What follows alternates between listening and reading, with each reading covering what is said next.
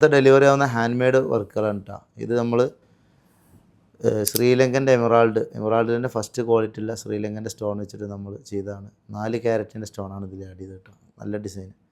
ഇത് മാഷാഅല്ലാഹ് അക്കീക്കമ്മേൻ്റെ സ്റ്റോൺ, അടിപൊളി ഡിസൈനല്ലേ. ഇത് കസ്റ്റമർ തന്ന രൂപത്തിൽ സൈഡിൽ ഇങ്ങനെ വർക്ക് ചെയ്തിട്ടുണ്ട്.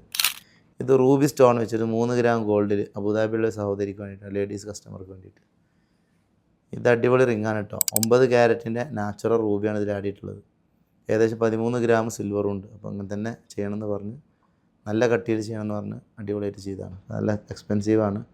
മോഡൽ 7 അക്കീക്കമ്മേൻ്റെ സ്റ്റോൺ വെച്ചിട്ട് ചെയ്തത്.